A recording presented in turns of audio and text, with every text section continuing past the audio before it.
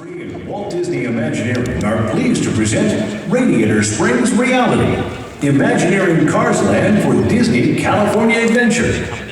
Please welcome your host, Dave Fisher, as well as Imagineers Kathy Mango, Jennifer Locke, and Kevin Rafferty. And from Pixar Animation Studios and Imagineers 2, Roger Gould and John Lasseter.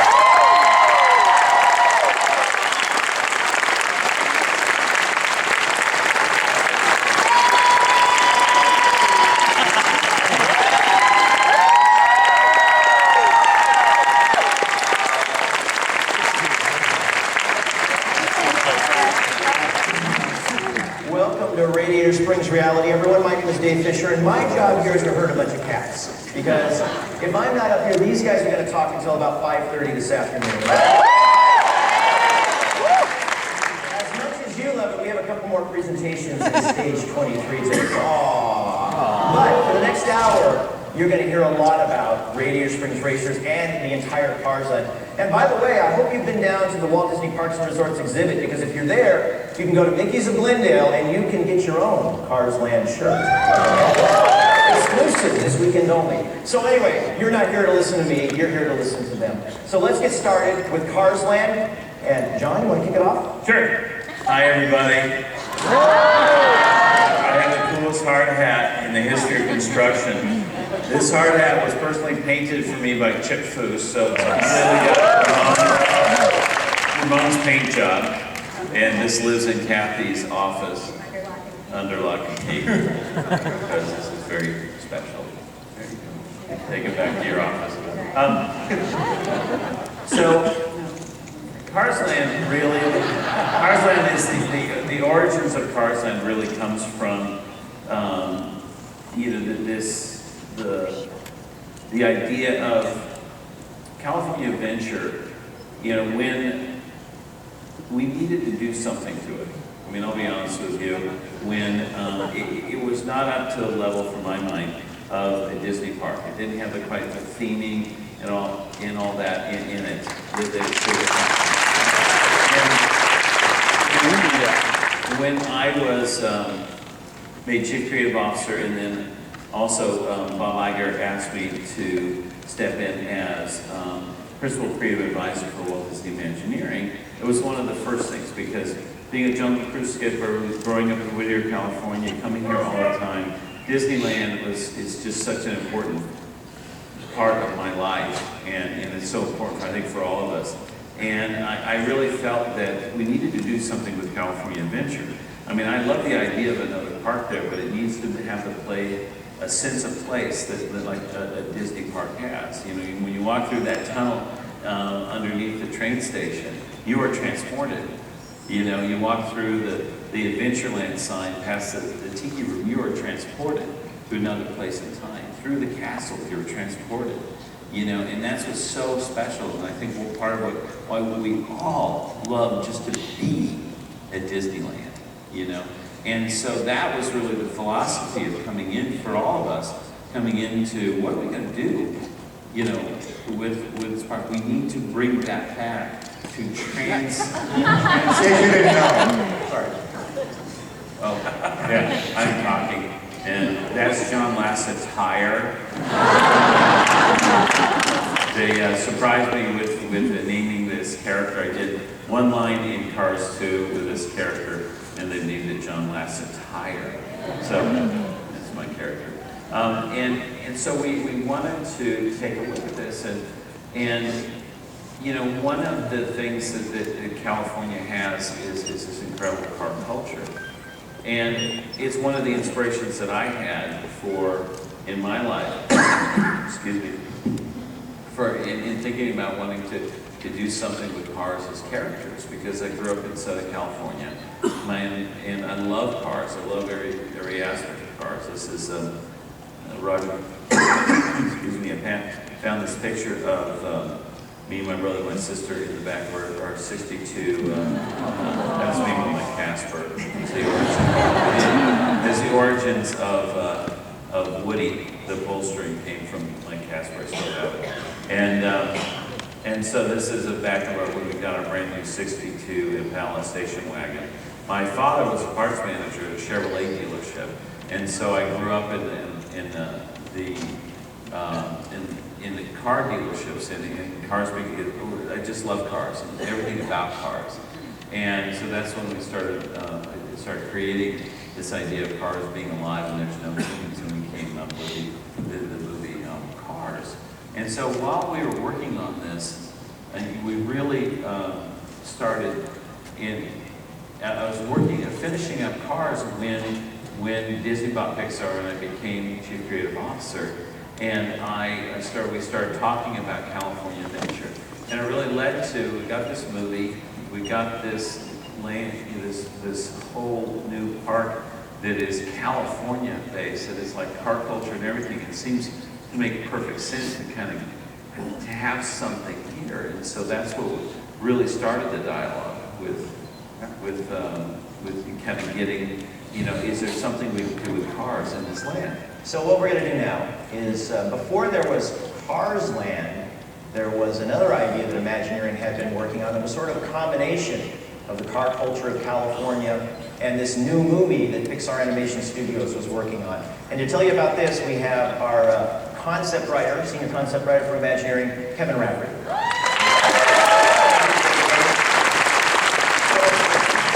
Just like John, I'm a huge car nut. And when we started talking about expanding California Adventure, I actually bought an old 1956 Corvette at the time to restore it. And I was thinking about how great it would be to have a land designed around cars, because as John said, it's so much part of the California car culture with the clubs and all the designs that go on here. And John was working on the movie Cars by that time. It was late 2005, 2006. And so it all really began as Carland. And if you look at the poster of opening day California Adventure, you see that little 57 Corvette there, and it just seemed like a missing part that really needed to be kind of put in there. And I started doing a lot of research about that, found this really cool first annual Car Club Day and Autocade at Disneyland in 1959. I actually think they only did that for one day because it attracted like James Dean guys with cigarettes rolled up in there, t-shirts and stuff. And so, but there's a lot of interest in the car culture. And so it all began with like a cruise street. The time period is like 1955 to 1965, when cars became less of a means of transportation, more of a form of personal expression, sock hops and road trips and all that. And at the same time, the gentleman, my colleague who I worked on Toy Story Movie Mania together with John and Roger as well, Robert Coltrane, and I started taking a look at what this Carland would look like, and we flew up to Pixar to see where John was in the film, and just totally fell in love with it. And you can see where Ornament Valley kind of took place on Cruise Street, and we started cooking up the idea for Radiator Springs Racers. That's a really early concept sketch for that. And down at the other end of the street, we had Marty's Drive-In, car hop service. And we had an attraction called Road Trip USA, where it started off kind of in California with California Crazy, and you went across the country and you saw all the items you did when you were a kid in your 62 wagon going across country on a road trip. And it kind of ended with a Nature's Wonderland type cavern at the end. Remember that, because that may surface a little bit later here, and a car wash where guests could squirt other kids going through. And then John actually took a look at that and said, you know what, maybe we should think about, more characters. Well, one of the things that I have a very strong opinion about, and I don't have many strong opinions. But I did have a strong opinion about this one thing, and that is that California Adventure completely lacked Disney characters. And I'm sorry, I just didn't understand building a Disney park without Disney characters. Didn't make sense to me, and so that's one of the and so in the renovation of California Adventure, the remodel, it's like as you notice, the sun wheel became the Mickey wheel, the orange peel was unpeeled, and it became the band concert, and now we just have Mulholland Madness has become the Goofy Flight School and stuff, and so but it was that philosophy of trying let's get the characters back in there. So they said, we had made the suggestion, seems like a fun idea, but can we, put a different Disney character overlay on this? And so then Kevin Kevin came up with this idea. So it was Goofy about road trips, and what we did is we went around the country, same idea, but we followed Goofy on all his antics as he was taking a road trip across the country. And then we had an idea called Junkyard Jamboree, a ride through where you went through this with this old junk car in the various junk cart areas, and the cars came to life. It was like a magic hour at midnight. That's like Johnny V8 and the Rev Tones, and they would play music and all that. And, remember that name for later as well. And then we thought, well, maybe we should, you know, the movie came out and just became immensely popular, and so we thought maybe we'd add a little bit more Radiator Springs into it with Sally's Road Rally around town. And then it was in the final model at that time, we had Cruise Street, as you can see, it was 50s and sock pops and all that, and even a little bit of down in the lower left-hand corner, we had Luigi's Leaning Tire Ride kind of thing, and a car showroom, and Ornament Valley with Radiator Springs Racers in the background. And in the summer of 2007, John said, you know what, why? Because it just seemed like there was, you know, we had Herbie the Love Bug and some other kind of Disney cars, but really not a lot. So it's kind of a collision of worlds here. And he said, why not just make this, why not turn Carland into Cars Land? Let's build Radiator Springs. And that's kind of where it all took off Well, from it there. goes back to what I was saying earlier about what Disneyland is. You go, it's a particular place and time. And what I felt like that California Adventure had a problem with, it was like trying to do too many things. I didn't know what era I was in, and I felt like that this was kind of the same thing in the sense of that maybe this was trying to do too many things, and instead let's just make it a place where you are transported. You are transported to Radiator Springs, and it's there, and it's alive, and to make it as real and detailed as possible. And so everybody, it was like the obvious thing. We said yes, and I remember Bob was like so excited about that idea. His sons were so crazy about the cars and the cars characters, and I think we all wanted to go there because in the making of the movie, I was so I kept saying I just want to make every building, everything so appealing. You want to be there. And it has really inspired families all over the United States to travel up Route 66, and it's really enlivened the road for that same philosophy of wanting to be there. And so we said, let's build it as exact and detailed as we can get. So go back one minute, or I'm sure if you can. Yeah. So this became kind of the model where you're going to, right by the winery there, it's just the beginning, and it's a straight shot, just like in the movie, right up Route 66 to the courthouse there.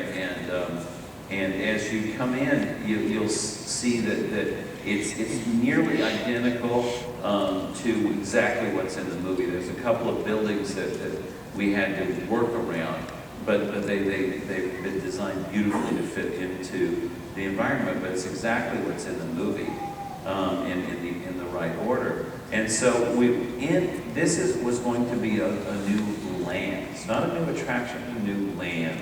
3 new attractions and all the other stuff. And so we wanted to have food, because food, good road food on Route 66 is a really important place, and it's a part of Radiator Springs. One of the things that in the development of the movie, we took a look at things that cars need and things that humans need, and made them one and the same. And the obvious one is a gas station to a car is a restaurant to us, and so that's what kind of merged together. And so Flo's VA Cafe was in the movie, but it basically was a gas station. It's the local town diner where everybody went, and it's where all the problems are discussed and solved, you know, like a good small town diner. And so it was a natural for us to make that into a restaurant. Cozy Cone Motel, of course you can't stay in Cars Land, but we evolved that into, you know, some food service, and also Fillmore's, he made organic motor fuel, and so it becomes a place for drinks. And so it became a natural. Of course, the shops, the obvious one is the Radiator Springs Curios that Lizzie runs, and it's as wonderfully kitschy as ever. And then the Ramones, the paint shop, became one of the key signature stores in the place. And then of course, pause for a while.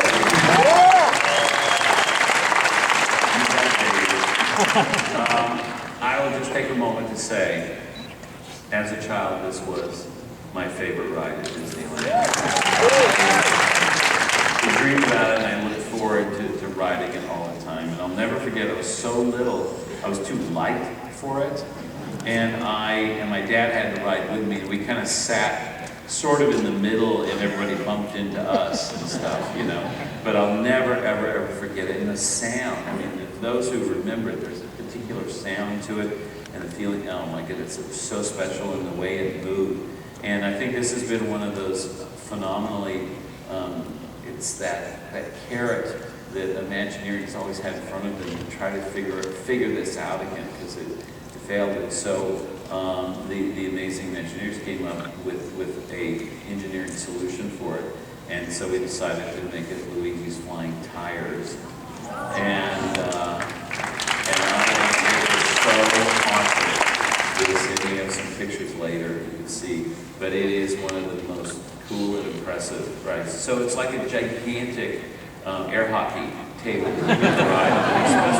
Really, it's exactly the same philosophy. And this is us on the test at Imagineering. They built a big, test facility for it, and this is just one fan, and it's 8 times this size. So it's a huge field that you get to ride on, and it also spins. And then we came up with this amazing idea, which is so much fun, of Mater's doing something in Mater's junkyard. And so there's this awesome ride system that in a Bug's Land.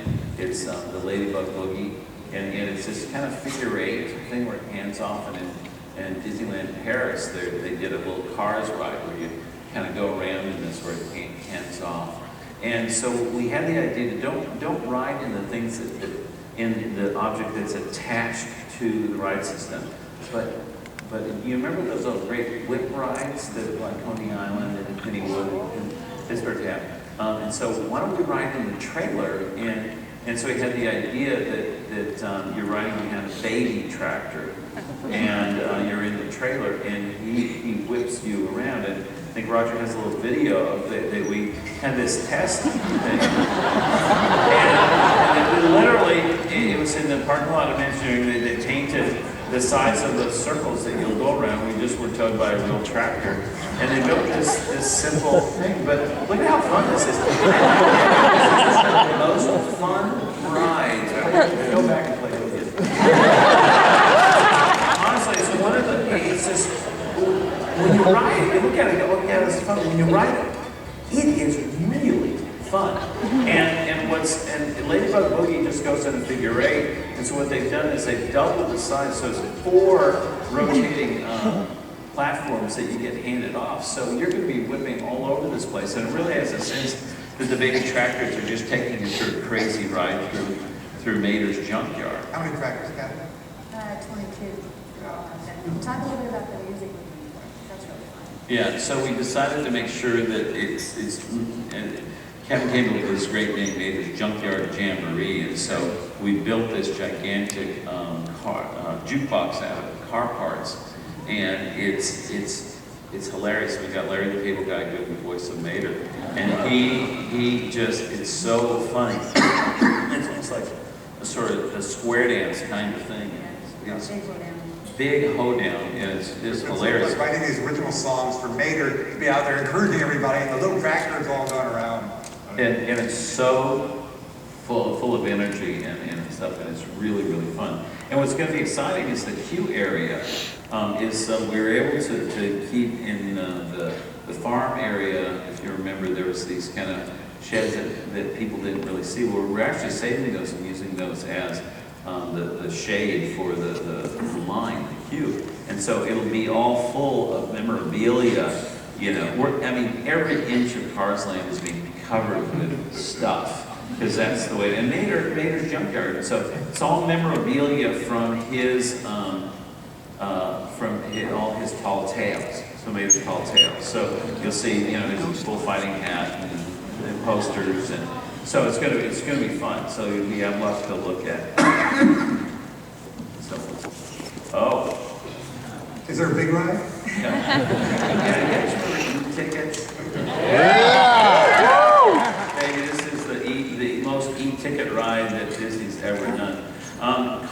land itself is 12 acres. Radiator Springs Racers, the e-ticket ride, is the biggest ride Disney's ever built. It's 6 acres, the ride itself, 6 acres.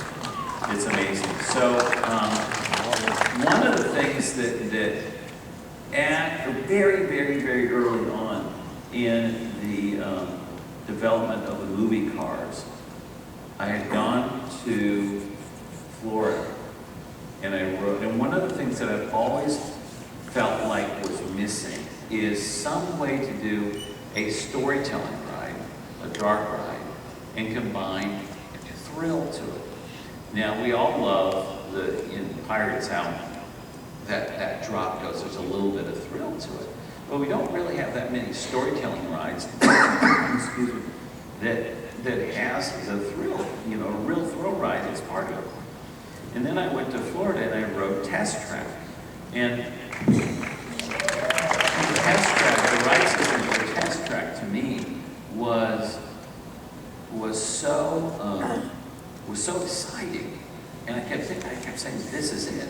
And it had, in the early days, it had tremendous mechanical issues. And they were saying, no, John, no. Remember that? I remember that. No.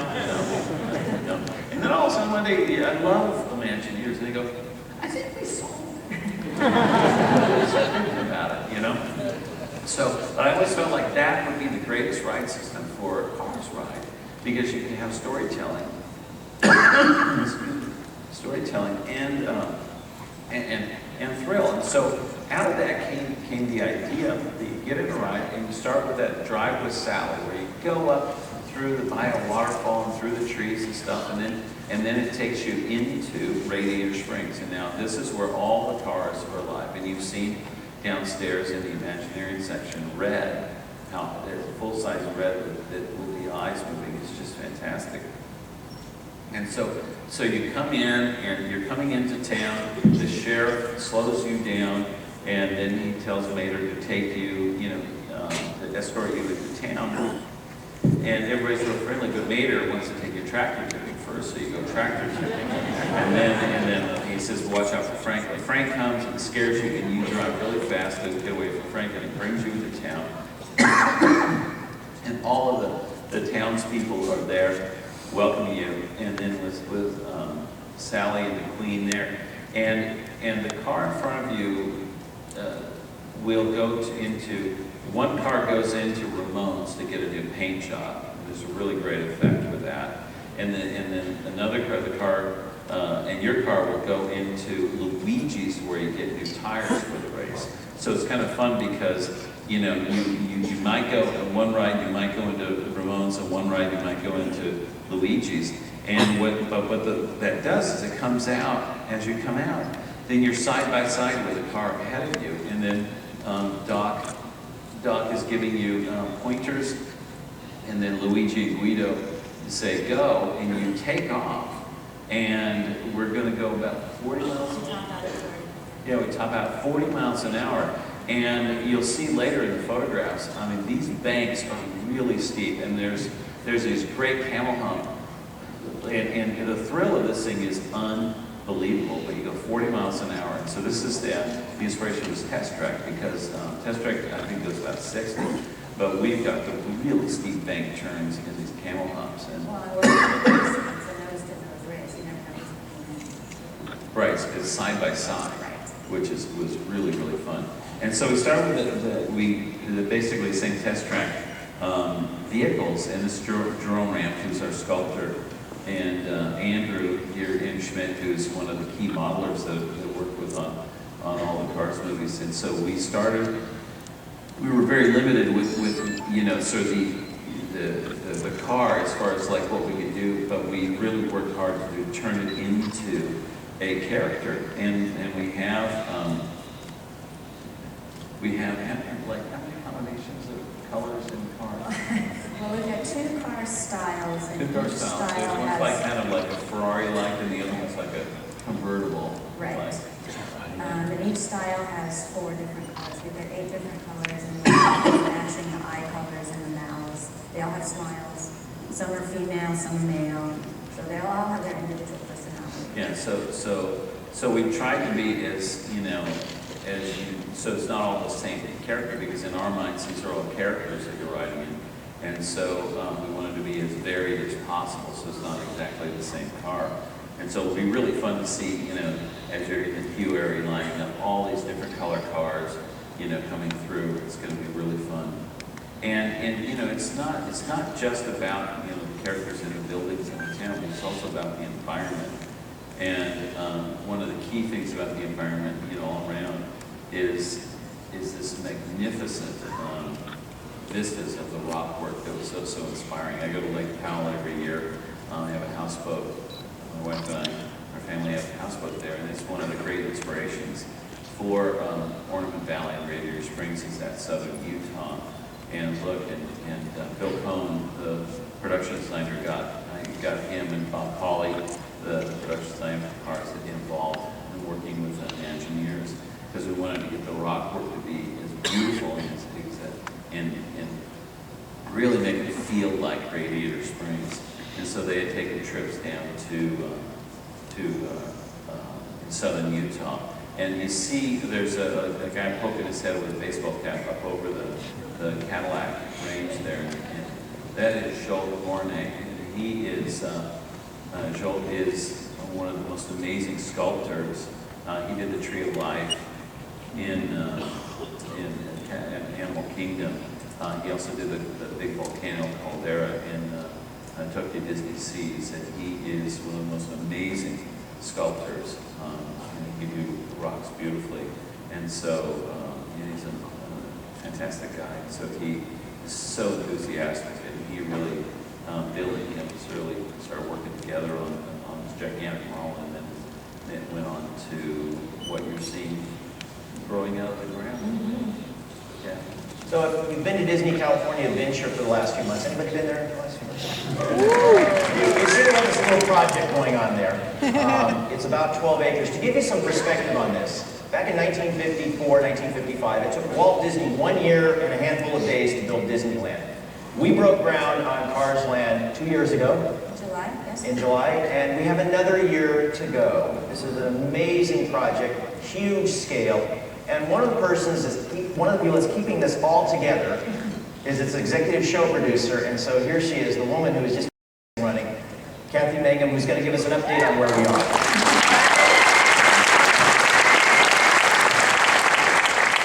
Yeah, we broke ground 2 years ago, this last July 8th, and this hard hat was debuted that day.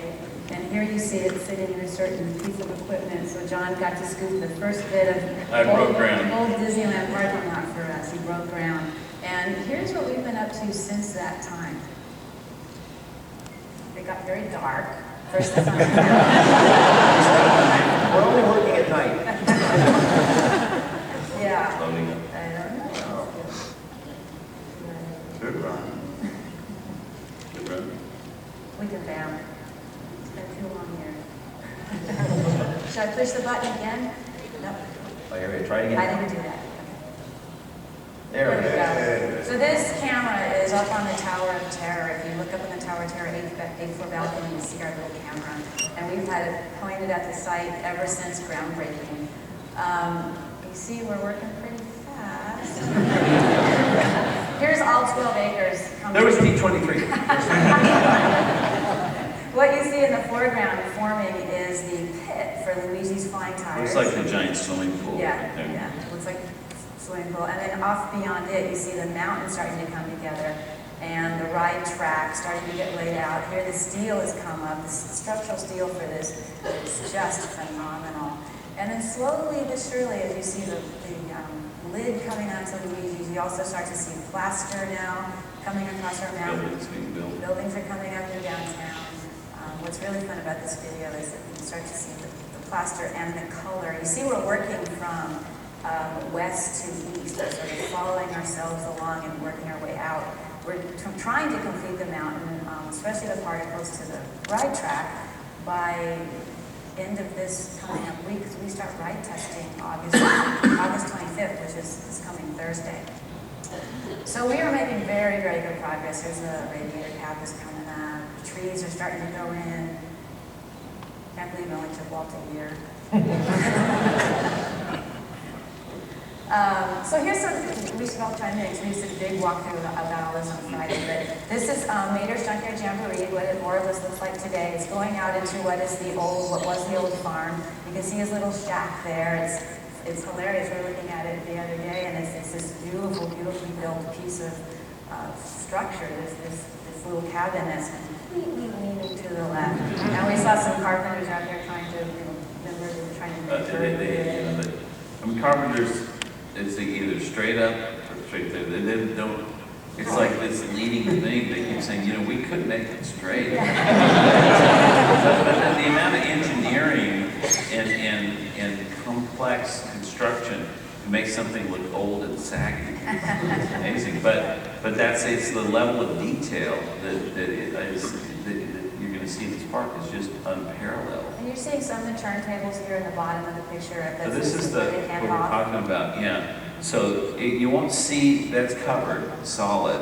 So this is the underneath, but you see the spokes.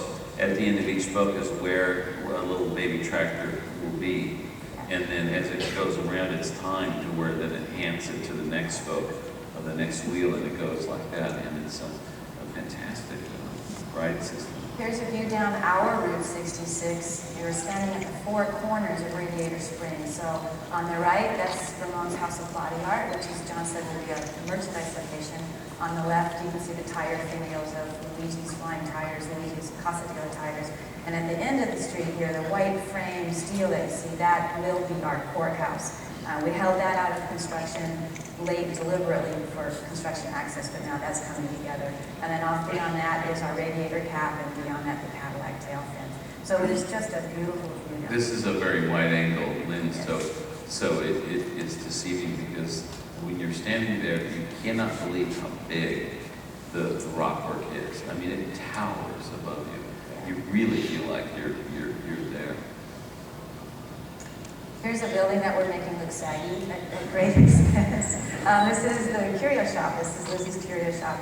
You can see we've got the little ramp out front, the walkway up, and all of the corrugated tin. Roof is going up, and just waiting for some signs. Here's some interior details of the casework that we're building for this shop. Unlike the movie, we get to go inside this building, and we're adding little car details as often and wherever we can. So whether it's in the base pedestal or some casework, or topping it off with a finial, and this is just going to be a spectacular little store. A little more, we're really paying a lot of attention to detail. So this is interior of the curio shop. Again, you can see this really beautiful pressed tin ceiling and the brickwork that's going in. It's the kind of details that you find out on Route 66. Exactly. It's very, very authentic in the detailing. Yet the scaling of everything is very, very much caricatured like the Cars world. We had a really fun day the other day. We had the wing nut to go on top of the rotunda for Closed Gate Cafe went up into place. So we were celebrating that. And then this week we have the big piece, the big fiberglass piece that will go up to really make this now look like a giant air filter, car air filter. Beautiful. This is my favorite wall, I think, in our land. It's a beautiful, beautiful flagstone wall that's on the side of Flo's V8 Cafe dining area with by the way, a gorgeous view of the mountain. We were saying the other day we're going to fast pass this restaurant because you're going to sit down and you're going to get a beer. You're not going to want to. You're not going to want to get up. You're just going to send your kids. So beautiful. Yeah. First fast pass for a restaurant ever. And here's Luigi's Flying Tires. Here's the play floor from the top. It's really spectacular. This is another one that we're getting ready to test. We've got some vehicles coming in. Here's our first one, our first article vehicle. And we will start ride testing this in early September. And you wonder what brand they are. They are the brand of tire that Luigi sells. They're Fettuccine. Fettuccine brand tires, and white walls are called the Alfredos. The ones with the thinner white are lattes, and of course the black walls are espressos. So, and it's all Italian stuff, but it's really fun. So the way these work is it's such a clever engineering because it uses the air to inflate the tire around the edge is nylon. very thick nylon, and it flakes, and it's cushioned. It's like a bumper car thing, but you know, there's all sorts of rules for impact and stuff these days that we have to adhere to, and so this became, you know, it worked out fantastic, and they're really fun. And the one thing that we've added to it that the flying saucers didn't have is that see the kind of little gear shift that comes up that looks like the nozzle which you put the air into the tire. You know, the fill stem is a lever that you push one way or the other way, and it vents the air into this outlet that causes you to spin. So it's like you can choose to go out there, and it's like the teacups without turning. You know, this thing will turn on its own, and it's really fun. You can go either direction. And a last look at Luigi's Casa de the tires. I put this in here because I think it's my favorite building. It's so cute. The showroom is going to be spectacular. You queue through here to go out to the back to the tire yard. And right in front there, in front of the white truck, is going to be the leaning tower of tires, which is being engineered as well. Some more close-up shots of the details that's going into the building, our little downtown. This is Ramon's House of Body Art. By the way, if you don't know, this is 100% based on a really beautiful building on Route 66 in Shamrock, Texas, which is an old gas station, Conoco gas station. It's now the Shamrock Chamber of Commerce. And you go in there, and the folks that work in there say they're constantly getting stopped. People pull over and want to know if this is Ramon's. We took it, we studied it, we are recreating the terracotta tile and the custom ceiling that's in the shop in Shamrock. You want to and go back one, Kathy, okay. Also, this is what we call the little downtown section, and the neon signs are so spectacular. They're straight from the movie, and they're going to be pure neon signs. And you know, we are so excited, you know, for when it becomes dusk and this whole land lights up. It's just going to be absolutely beautiful at night. So daytime and nighttime is going to be fantastic.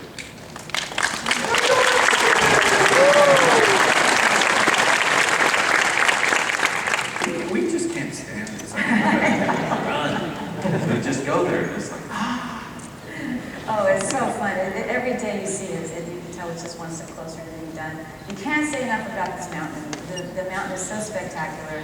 And here we've got this beautiful view of the Radiator Cap and the Cadillac fins off in the distance. it's hard to tell the scale, but Yeah. it's like, Well, the scaffolding is 8 feet, it's separated by 8 feet. So every single layer of scaffolding you see is 8 feet tall. We top out at 125 feet. But there's nothing quite like walking up to this mountain and looking straight up. Just, it dwarfs you. And we are slowly but surely pulling the scaffolding down, and we're starting to reveal the mountain. And I put this in because it's our first complete tail fin. It's a 1962 Cadillac. it goes just like Cadillac Ranch outside Amarillo, Texas, which is inspired by. It does go in. So if you know your Cadillac tail fins, it goes in the proper order of years. So, of course, the 59 is the centerpiece, the pinnacle. And the road trip that John mentioned that we take off when we first get in our car, this Sally and Lightning's road trip, we do go past this stupendous waterfall looking up at our little arroyo bridge up there. So that bridge has been in place for a while. And then we also have covered cube structures for Radiator Springs racers. Here they are coming together. This is Stanley's Oasis. So we're going to build that. We're going to build the original Radiator Spring, and Roger will talk about all this in a minute. You pass underneath the track as you load, as you walk up the cube to the load area. And this is one of the bridges that we just recently got all the steel in. There's two different bridges because you go under both parts of the track. And so we decided to do a sense of history, because you find this out on Route 66 where there's the older part, the alignment of the road, and then they've kind of fixed it up and built a newer bridge next to it. You can still see the older bridge, and so we do. So this is kind of the quote-unquote newer bridge, and as you go next to it, the next one is going to be an older wooden bridge that has the other part of the track over it. Here's Look some at of this that bank. track. You can see the two slots, how you'll be racing side by side. And the banks are what is going to get your attention. It really, once you take these banks, these turns, and we rode it last summer, it pushes you into the car. It's so exhilarating. Yeah, the G-forces of this ride are really fun. And I mean, it starts giving you a vista because the part of that scaffolding is pulled down with the paint, and you start to see how stunningly beautiful this land is. Yeah, pretty views everywhere.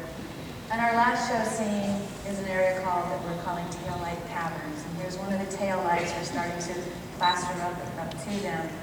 As the show scene is under the most construction right now.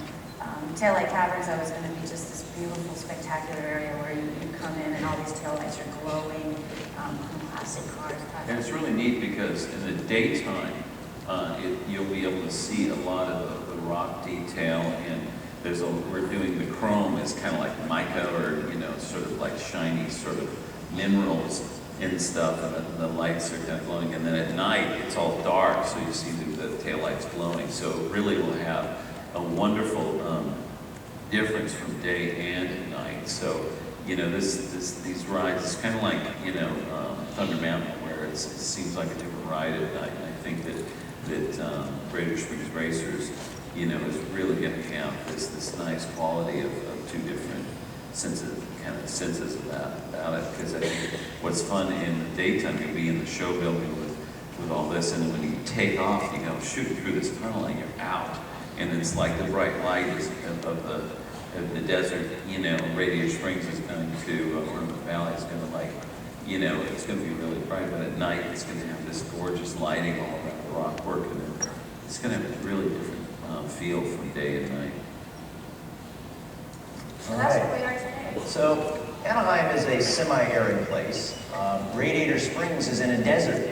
So a challenge for our team was turning Anaheim into a desert. And so now we'd like to turn it over to one of the unsung heroes of our project. You don't hear a lot from her, but we're going to give her a chance to speak to you today. I'd like to welcome Jennifer Mock, who's in charge of the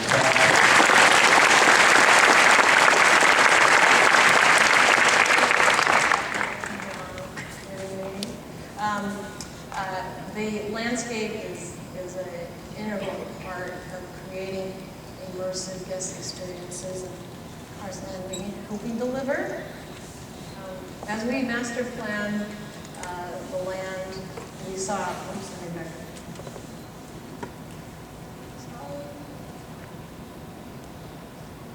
we master plan, we saw two districts emerging, the downtown Radiator Springs and the desert. In the town, we sought to look at design the front yard so they really express the character that owned it. First off, we have Mater's Junkyard Jamboree, and everything here is crooked and rusty and bent, but we have a loose cluster of oaks and Indian rosewood. Understory plants with great names like winter fat, brittle bush, Mormon tea. That was a lot of fun. We wanted to just sort of add more shade into the land than the movie had, and so that was one of the challenges, to sort of still not all of a sudden make it feel like that it's Radiator Springs has been put into a different climate, but to have shade, but it still feel exactly like sort of the Southwest climate that Radiator Springs is in. Some of the other, another front yard we played with was Sarge's. Sarge's is very crisp lawn, flat top shrubs, so we thought maybe we'd take it another level and add a tree. And you'll see in the inset picture, this is an olive that was salvaged from the Disneyland Hotel renovation, and currently Disneyland Horticulture is grooming it for its debut. We get a military haircut. Nice and sharp. In that study for placing shade trees, these didn't appear in the film, so we had to start looking at how would we visualize these. We played with artwork, we looked at 3D modeling, and we took original, actual images of specimens and Photoshop them into the model views. Very helpful.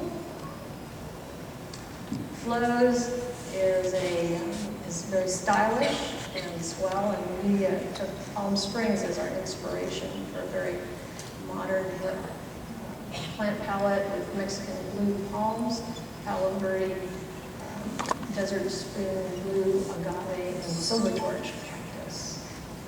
Lots of texture.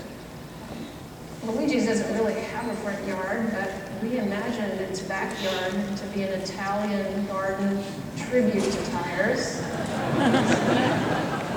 And here on the left is my inspiration image.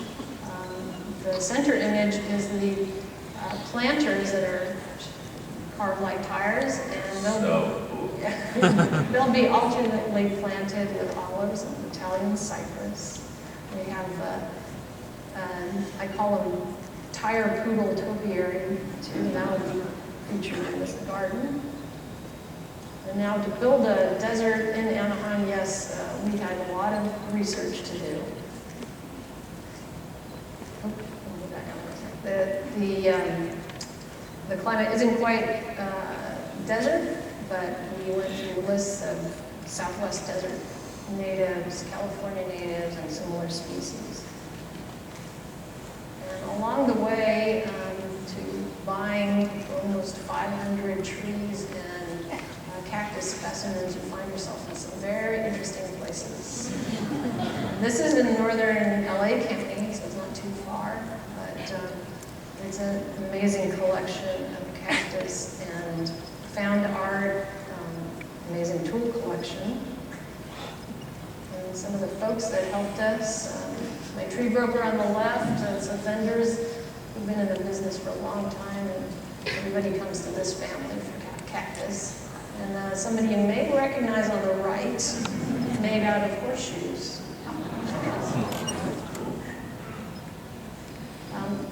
So you'll see the inset picture is Sally and Lightning going on their drive through Ornament Valley, and trying to find the right conifer was challenging, but we found one that looks pretty dead on. Isn't that amazing? So this is the start of the racers, which we call road trip. And our last marching order from John was to find a collection of curiosities for Stanley's Oasis. And we hope we're delivering that. Yeah. Yeah. So Pixar actually has a theme parks division, believe it or not, that works very closely with Imagineering. And this next gentleman has worked at Pixar for a long time, and he's done all kinds of work for them. If you've seen Mike's New Car, he was the co-director of that. And I recommend you listen to the director's commentary on that. So when you go home, watch your DVDs. Most insightful commentary I've ever heard in my life. So you'll have to wait for that. But to tell us a little bit more about the audio animatronics and other aspects of Radiator Springs Racers, we have Roger Gould from Pixar Animation Studios.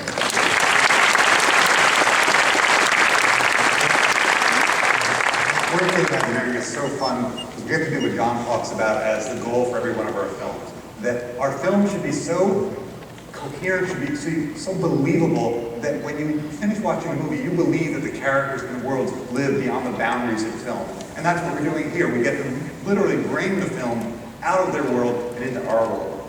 One of the challenges, this is true on every attraction we do, is figure out where are we in time of the story. Because Cars is a world that evolves, and it has in Cars too. And so we said, well, when we're in Radiator Springs Racers, we want to be with the town, we want the feeling of the first film. The second film wasn't designed yet. We wanted to be in the first film, and so we wanted to see that Rusty's Lightning McQueen. And so we also wanted Doc to be our crew chief.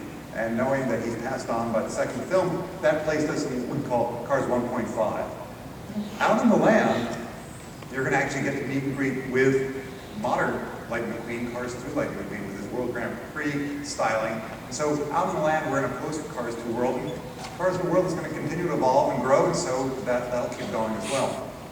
So what we had to do in so many places in the land and the attractive fair, well, how do we extend the world? Flows, great place for food, but we found right away, well, we need to have seating. There's no room inside. So we actually ended up designing an expansion of Flows. So there'd be plenty of indoor room. And what was really great was John said, okay, that's fantastic.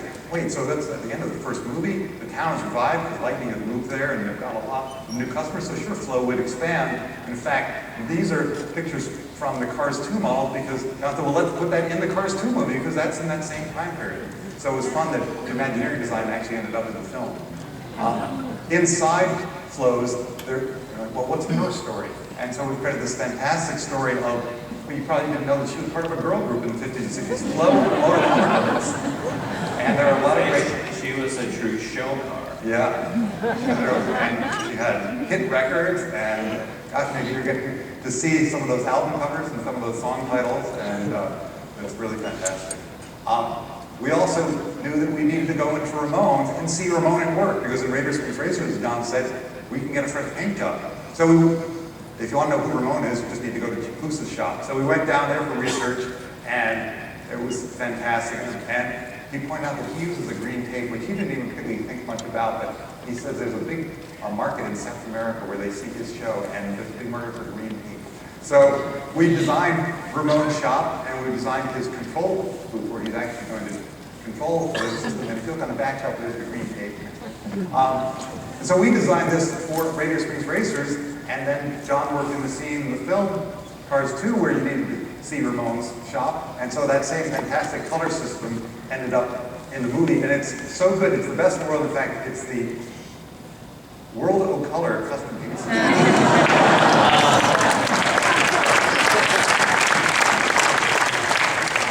Now, when you're going through Luigi's on your way to ride the flying tires, we wanted to populate that with all the memorabilia of his life and his story. So we have beautiful old photos of Uncle and Mama Topolino from Italy. He even has a personal blessing from the Pope.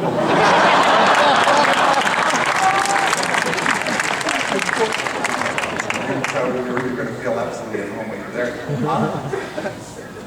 John always talks about research, and on Cars film, they had gone out on Route 66 and said, that's great, you're going to build Cars Land, and go out on a road trip. So we contacted Michael Wallace, who literally wrote the book, Route 66, The Mother Road, that really led to modern interest in Route 66. And we went out on a fantastic road trip, starting... He also did the voice of the sheriff in Cars and Cars. Oh my God, he has the most incredible voice. He's a great storyteller. Yeah, yeah. And so he's telling you about, this is the last brick that was laid here in 1942. But then also he's like, this is the last restroom before we go out. Everything's so good. That voice is amazing. And every morning he would come up to me and say, are you frightened? I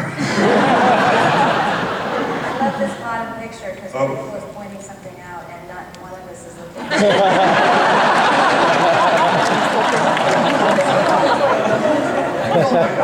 What road was it? So when we were out there, one of the questions we had is, well, where are we going to load this huge racers attraction? Because it can't be in the town. We at one point we talked about the courthouse. Well, the original idea was it was up more in the town, was the load and unload, and there was the track. There was issues with the track and stuff, and they needed the track to be moved back closer to the show building. Yeah. And so that was like, oh, well, what are we going to do? This doesn't make any sense. And I actually encouraged the team to, you know, let's think beyond what you only see in the movie. We can start showing other stuff, because I always view that the world is much bigger than just that you see in the movie. And that's what's so great. We got to this place, Yellow Forest, and we saw these two huge caves. Like, that's funny. That kind of looks like load and unload. But they're renaming that town Load Unload. But we said, well, that's fine. But why are we there? Why would anyone go out there? I said, well, Stanley founded the town. We know that because there's a great founder statue. We know that he was a couple with Lizzie. But what's his story? So we started delving into, well, where did this come from? Well, there must have been the Radiator Spring, that original bubbling water out in the desert that Stanley found. And so we're building it, and coincidentally, it looks like the front of a car with a radiator cap, and the water will be bubbling out of the radiator cap. And we said, well, Stanley must have been going across the desert, and he found that water down to his last drop. He was so happy, and being kind of a salesman, a radiator cap salesman, he decided that he should sort of lay down his roots. And we'd seen so many cool old buildings, and even remnants of old buildings out on our field trip. We said, okay, well, He had that water, and he said, "Okay, this is kind of like his Wald Brown gag, free water. So come on, get your nature's no fooling coolant, and come in and get your free water at Stanley's Oasis. And while you're there, of course, you'll have, you know, probably pop your radiator cap, so you can go to Stanley's Cabin Cap and get a new radiator cap. He's got every make and model, and if he doesn't have it, it's free."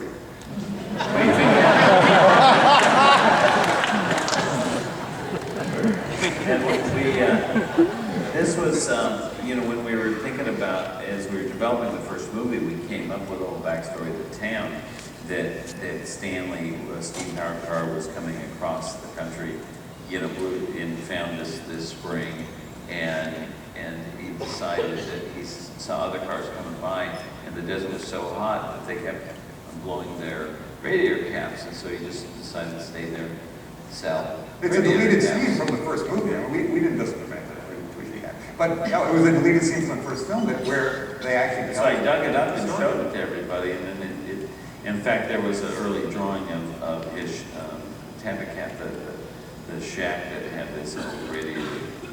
Because that's one of the things that you find over Route 66 is that every building is built like a gimmick to get you to stop. You know, and that's what we wanted to try to put into this. So and we turned them a little bit into a snake oil salesman too, because at the original Springs, Nature's Coolant, that billboard that you had up there has stuff like, you know, eliminates rust, turns back the odometer, and does that kind of stuff. Yeah, so it's great. And in fact, his Oasis grew, so you're going to see a variety of buildings in very, very different styles, including the company cavern motor court. So, you know, you could stay in a cave. So it's been really fun creating and expanding this world. Very rich detail. So as you're in the Q area, there's going to be lots and lots to look at history. Yeah. So obviously one of the most important things in bringing the main attraction to life, the e-ticket, is bringing the cars themselves to life. And of course we knew we would have Mater and McQueen in there, but, you know, John likes to say sometimes more is more. And so we're going to have, you know, the entire town, or like you saw Red downstairs, and, you know, they are all going to be at that level of beauty, and they're big. What's really fantastic is, because these characters all exist visually, we have fantastic 3D data of all of these. And so we're actually now have an amazing working partnership with the Imagineering Model Shop, where we literally give them 3D data, and then they actually can mill that out. This is driven by a computer, taking huge blocks of foam, and it literally, like a sculptor carving away, carves away to leave just the data. And so these are exactly on-model characters from the film brought to full-scale life, and it's just been so thrilling. So exciting. Sometimes dangerous, but really thrilling. And it just, at one point, I mean, we felt like we were producing more original cars in Detroit. I mean, we had so many cars. We were crowding the model shop. We had to use a crane inside the building to lift Mac's cap onto his cab there. It was just incredible. There is actually, Mac is the very first figure installed on site. Yeah, it's so exciting. I just Friday walked through the ride, and there he is. He couldn't believe it. He's so startled to do the first one. If you were here at D23 2 years ago, anybody? You saw Lightning McQueen and the technology we've come up with to help bring his face to life. But we didn't actually let you hear the audio. I thought this is just a line from the first film that we used to test this out. I'm in this little town called Radiator Springs. You know Route 66? It's still here! So we've got a long road ahead of us to bring all these characters to life, but it's just so exciting, and it's magical. It is literally seeing these characters that only exist behind our computer screens or up on the movie screen, walking around, and you've seen some of them downstairs. It's fantastic, and I can't wait for it to open. And Cars Land is to me one of the definitions of, you know, of what we're striving to do with California Adventure, and give the level of detail, the storytelling in the land, that you're there, and everything you see helps tell that story. And it is just from the beautiful landscaping to the rock work to the buildings to the rides to everything is focused on the storytelling, that you are transported to Radiator Springs and you are there. And even to the point of the folks who do the food in the parks have gotten so inspired by Route 66. I mean, you go. They took their own trip. They took their own trip and really researched the kind of food that you find there. The food at Flo's and at the Cozy Cone are so clever and so delicious. We had the Favorite chili and queso. chili. Awesome. It is like you're going to be able to get in the Cozy Cone. All the food items are kind of cone inspired, and they came up with this fantastic bread, the bread bowl but it's designed in a cone, and so you get chili. Chili con carne. Sally came up with this. Fritos on top of it. Yeah, there you go. Sally came up with this. Actually, she's having today a special food bonanza that she's hosting. There you go. And they except found that churros that we haven't. But we do the same thing to Kevin all the time. He says a pun and we don't laugh. But we love them. But the thing we couldn't really figure out how to put into a cone is a churro. So you can get churros. They're still today. So with that, there's your update on Cars Land. There's one more.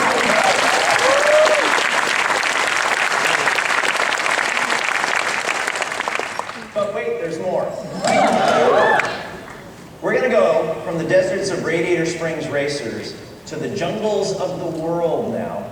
John has a very special announcement that he might like to make about a certain something he's looking for. So, John? Yeah. So, for those who don't know,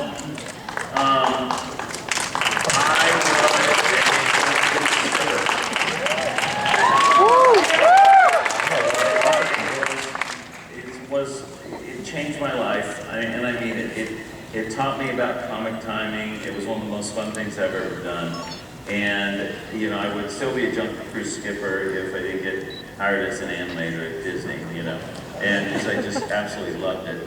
And, you know, I was able to, in the 50th anniversary of Disneyland, I was able to go and don my skipper outfit again. And when I told my sons, because I've been telling them all their whole lives that I was a Jungle Cruise skipper and what it meant to me. And we always ride a Jungle Cruise when it comes to Disneyland. And, you know, when I put and I said, I'm going to get to put my Jungle Cruise skipper back on, you know, my outfit back on and do the Jungle Cruise again. And my son says, it still fits.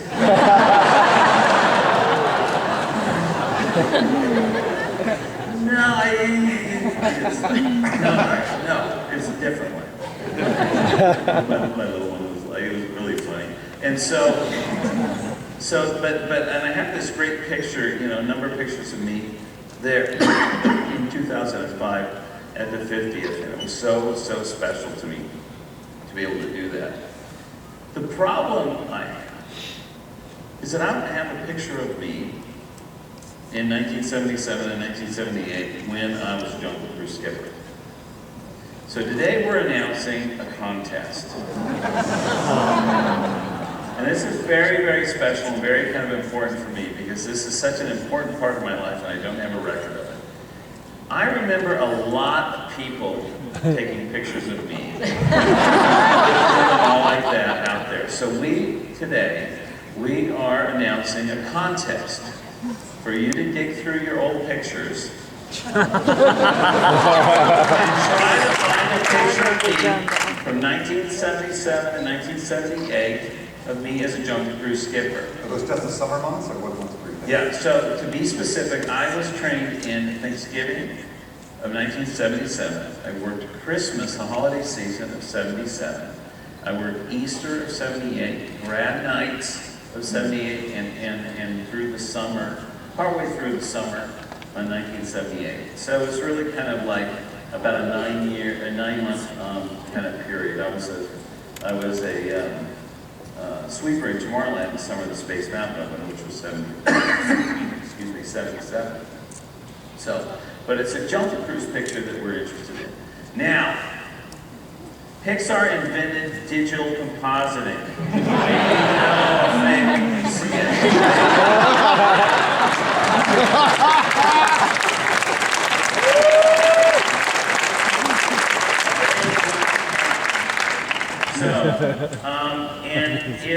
if someone, and I'm really hoping someone out there does find one, you know, and sends one in, and if it really is a picture of me as a Jungle Cruise skipper, they get to come to the opening of Cars Land as our guests. You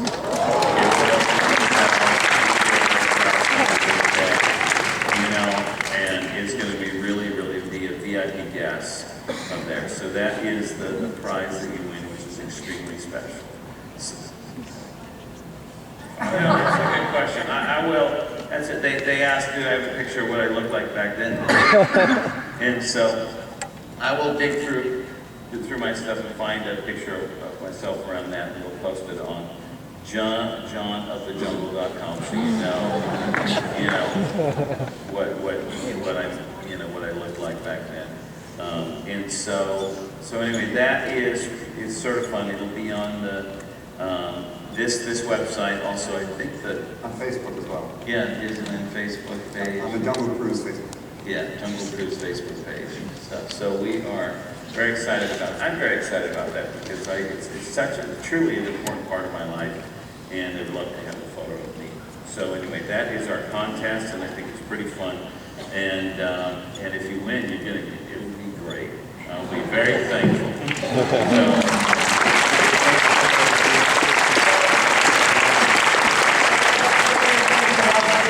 Kevin Rafferty, Jennifer Mock, Kathy Mangum, and John Lasseter.